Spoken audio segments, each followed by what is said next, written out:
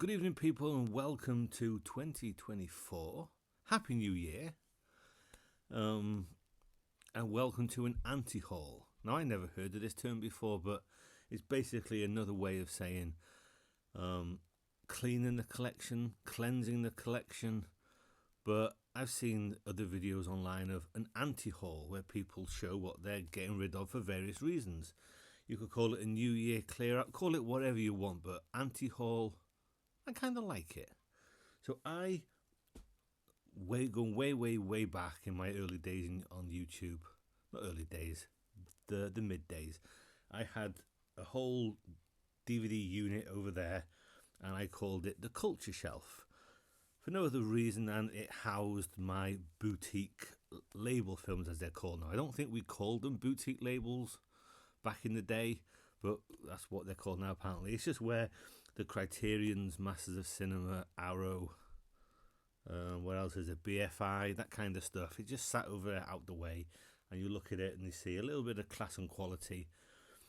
But I have been guilty, as a lot of people have, of just buying stuff, and two of the worst things a collector or someone who buys films can say is, one, I bought it because it was cheap. That's no reason to buy something just because it's cheap. Or you can't really go wrong with insert film label. Can't go wrong with a Criterion.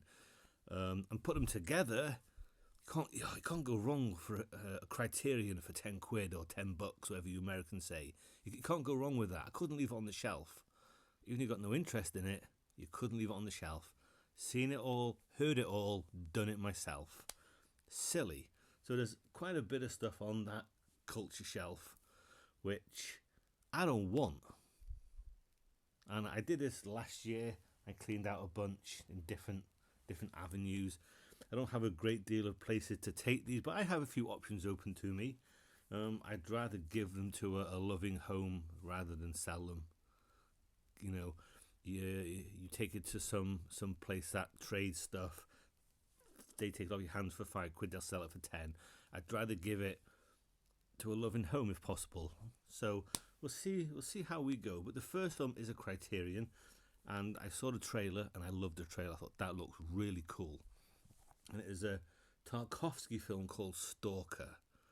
Now, I've seen this twice. I enjoyed it a little bit more the second time, but it just really didn't have the vibe I thought it would have. It's long. It's 2.5 hours long. Not a great deal happens. Some of it's interesting, some of it's not. Some of the visuals are great, some of them aren't. And I've watched it twice now. I gave it a second chance, and I don't think I'll ever watch that one again. Now, this one I bought, I don't know when I bought it, but it's most definitely worth a watch. A new film has just come out recently of the same thing, but it's Napoleon. This is 332 minutes broken up into different parts, from Napoleon as a kid to later on in life. It's an undertaking to watch. It's a very, very good film. I just don't know when I'm going to sit down and want to watch it again. So that will go. This one, I don't even remember what it was about. I just remember being a little bit underwhelmed by it, and so it was a little bit bland. And not much happening, if I remember. I don't want to watch that again. The Naked Kiss, Samuel Fuller film. Don't want to watch it again. Now, this one is a set of 6 films. I remember a couple of years ago, well, more than a couple of years ago, went to HMV with a list. I always used to go to HMV with a list, and they'd have nothing ever on the list. No matter what HMV I went to, never have anything on. So, because HMVs were a long way away, I didn't want to waste my journey, so I always bought something, so the journey didn't feel wasted. How stupid is that? And I settled on this. It cost me 50 quid. It's Lone Wolf and Cub.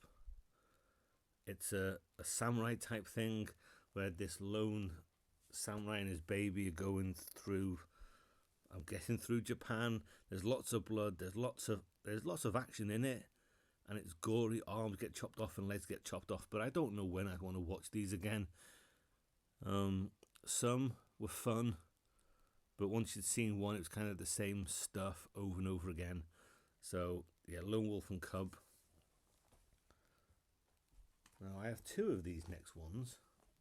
They're kind of the same style. I don't know what the style is. Is it wuxia? I don't know.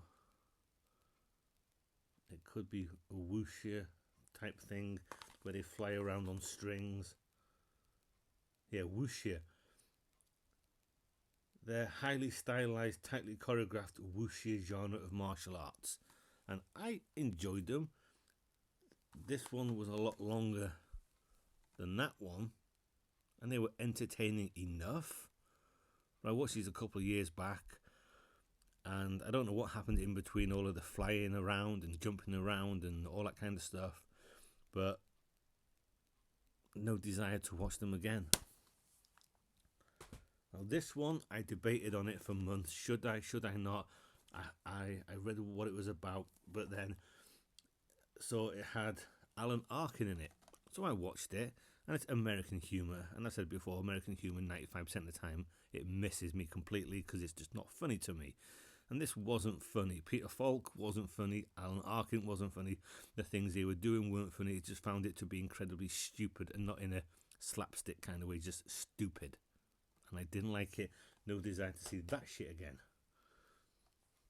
Perhaps that one shouldn't be here, because I don't remember that one. Now this one I highly enjoy. I've seen it a couple of times. Massive Sinner, For All Mankind. Takes various bits of footage from all of the Apollo moon landings and that kind of stuff. And it's the first time I watched it, it was like, wow. Second time, okay. But I'm not a documentary guy, so I don't know when I'd have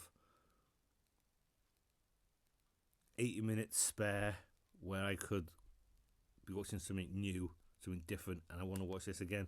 I don't know, I'm not sure on this one. I'm not sure if I want to get rid of this one, but I don't see when I'd watch it again. I've seen it a couple of times and it seems to be good enough for me.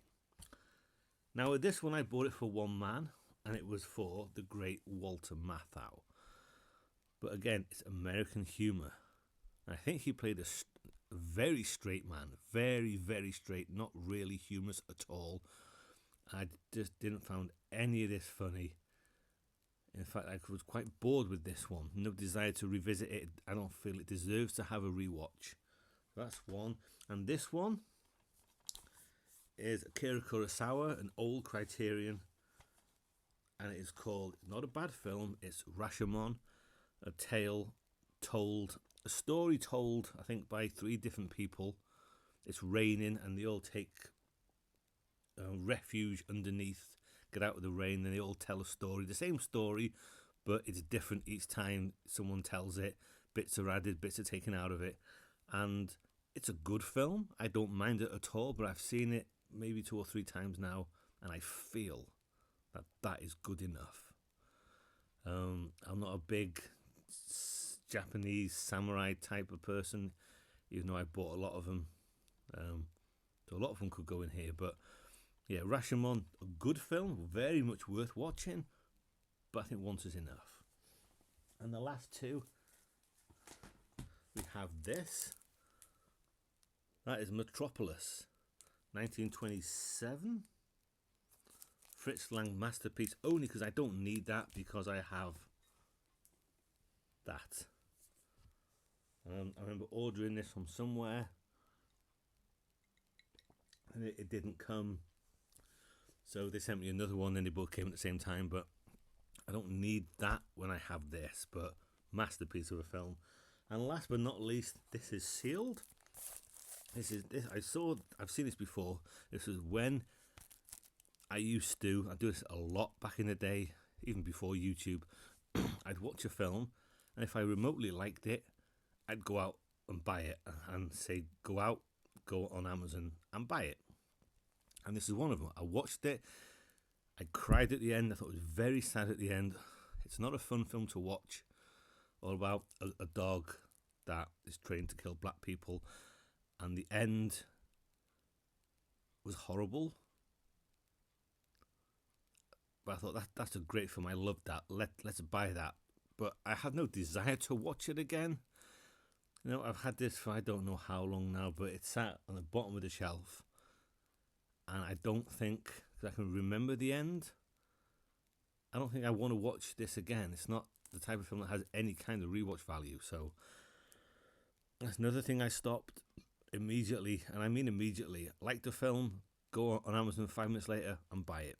Silly, and that is definitely one of them. So they are the ones that I will be getting rid of. I have a few earmarked for a few people that might like the odd one, but we'll see how it goes. But New Year, the first batch of the anti-haul / cleansing the collection / a New Year's clean out. That is it. Comments are welcome.